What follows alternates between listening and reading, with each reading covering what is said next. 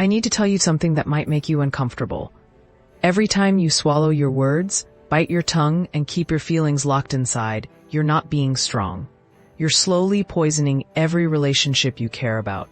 You know exactly what I'm talking about. That moment when someone says something that bothers you, but you just smile and nod.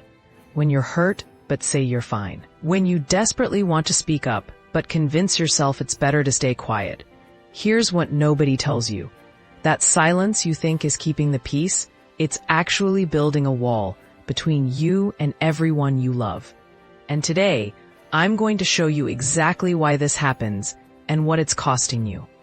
Let's start with what's really going on in your brain when you suppress your emotions. When you feel something strongly, but force yourself not to express it, your brain doesn't just forget about it. Instead, it creates what psychologists call emotional residue. Think of it like this. Imagine your mind is a pressure cooker. Every time you hold something in, you're turning up the heat without releasing the steam. The pot doesn't explode immediately. It builds slowly, gradually, until one day something tiny happens and suddenly you're having a complete meltdown over something as small as someone leaving a dish in the sink. But it gets worse. Research from the University of Texas shows that emotional suppression doesn't just affect you mentally. It literally changes your body's stress response. Your heart rate increases. Your blood pressure rises. Your immune system weakens. You're carrying around physical damage from words you never said. Now let's talk about what this does to your relationships. When you consistently hold back your true feelings, you create what relationship experts call an intimacy gap. You're physically present, but emotionally absent. Your partner asks how you're doing. You say fine when you're not. Your friend makes a joke that hurts, but you laugh along. Your family member crosses a boundary, and you pretend it didn't happen. Each time you do this, you're teaching people a fake version of who you are. Here's the brutal truth. People can't love the real you if they never meet the real you. They're loving a carefully constructed performance, a sanitized version that never rocks the boat or causes problems. And deep down, you know they don't really know you at all. This creates a painful paradox. You stay quiet to keep people close, but your silence is what pushes them away. You think you're protecting the relationship, but you're actually starving it of the honesty it needs to survive. Let me give you a real example. Sarah spent 15 years in a marriage where she never expressed her needs. She thought she was being a good wife by not complaining. When her husband forgot important dates, she smiled. When he made decisions without consulting her, she went along. When she felt lonely, she stayed silent. One day, she finally spoke up about feeling disconnected. Her husband was shocked. He had no idea anything was wrong. He thought they had a perfect marriage. The truth? They had a relationship built on her silence and his ignorance. Within a year, they were divorced. The tragedy wasn't that she spoke up. The tragedy was that she waited 15 years to do it. By then, the gap between who she really was and who she pretended to be had grown too wide to bridge. Now here's where it gets really interesting.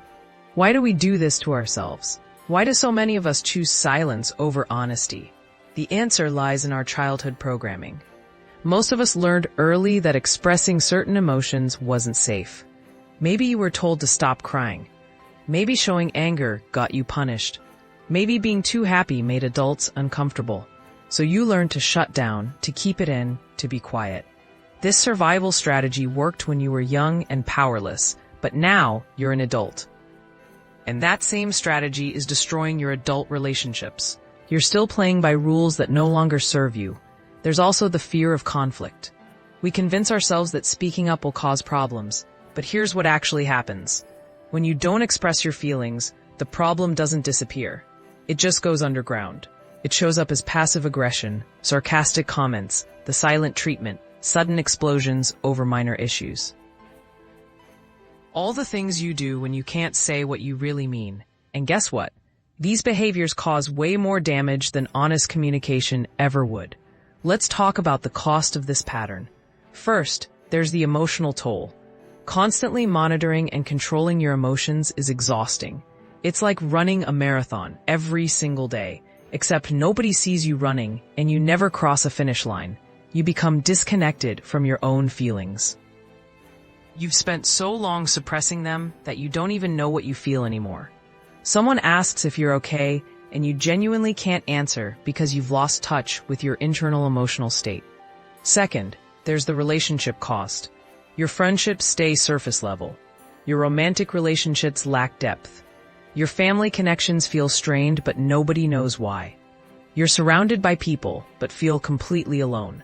Third, there's the physical health cost.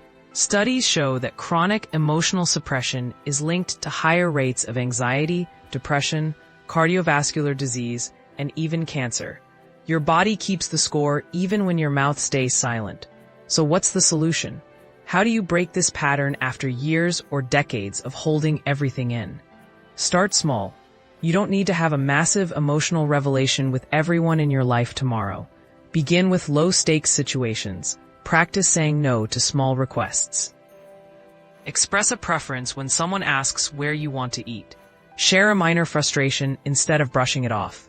These tiny acts of honesty are like exercising a muscle you haven't used in years.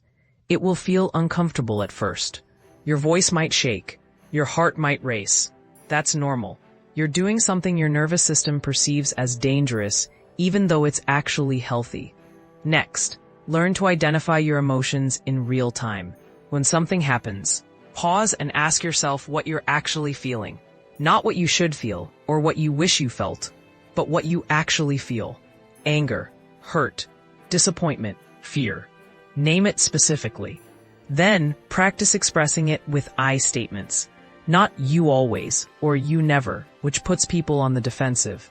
Instead, try I feel hurt when this happens, or I need something different here. This keeps the focus on your experience rather than attacking the other person. Here's something crucial. Speaking up doesn't mean becoming aggressive or mean. It doesn't mean dumping every negative thought on everyone around you. It means being honest about your internal experience in a respectful way. You can set boundaries without being cruel. You can express disappointment without attacking. You can ask for what you need without demanding. The goal isn't to swing from total silence to constant confrontation. The goal is authentic communication. Expect resistance, both from yourself and others. People are used to the silent version of you. When you start speaking up, they might be surprised or uncomfortable. Some might even try to push you back into your old pattern. That's their problem, not yours. You'll also face your own internal resistance. That voice that says you're being too much, too sensitive, too demanding. That voice is your old programming, trying to keep you safe in a way that no longer serves you. Thank it for trying to protect you. Then do the healthy thing anyway. Let me tell you what happens when you start expressing yourself honestly. At first, it feels terrifying. Your hands shake. Your voice wavers. You're convinced you've ruined everything. But then something amazing happens. The people who truly care about you respond with understanding. They appreciate your honesty. They feel closer to you, not more distant. They say things like, I had no idea you felt that way, or thank you for telling me. And yes, some people won't respond well. Some will get defensive or angry. Some will try to make you feel guilty for having needs. These responses tell you everything you need to know about whether these relationships are actually healthy. Here's the beautiful paradox. The relationships you're afraid of losing by speaking up, those are often the relationships that need to change or end. And the relationships that deepen when you're honest, those are the ones worth keeping. You'll also discover something profound about yourself. When you stop suppressing your emotions, you gain access to your full range of human experience. You don't just feel the hard stuff more intensely. You also feel joy more fully, connection more deeply, love more completely. Suppressing emotions doesn't work selectively. When you numb the pain, you also numb the pleasure. When you shut down anger, you also shut down passion. When you hide sadness, you also hide authentic happiness. You can't selectively numb. So here's my challenge to you. Think about one relationship in your life where you're consistently holding back. Maybe it's your partner. Maybe it's your best friend. Maybe it's a family member. Identify one thing you've been wanting to say but haven't. Not the biggest, scariest thing. Just one thing that's been sitting in your chest, waiting to come out. Now make a plan to say it this week. Choose a calm moment. Use I statements. Be honest but kind. Then see what happens. You might be surprised. The conversation you've been dreading might actually bring you closer. The honesty you've been avoiding might be exactly what your relationship needs to grow. And if it doesn't go well, that's information too. It tells you something important about whether this relationship can handle the real you. Better to know now than to spend another decade performing a version of yourself that doesn't exist. Remember this, your emotions aren't the problem. Suppressing them is. Your feelings aren't too much. Hiding them is what's damaging your relationships. You deserve to be fully known and fully loved. Not the edited version. Not the people-pleasing version. The real, messy, complicated, beautiful version of you. But that can only happen if you let people see it. And that starts with opening your mouth and telling the truth about what's going on inside. The silence isn't protecting you. It's isolating you. And every day you wait to speak up is another day you spend disconnected from the people you care about most. So stop holding it in. Start speaking up. Your relationships and your health depend on it. The people who matter will handle it. And the ones who can't, they were never meant to stay anyway.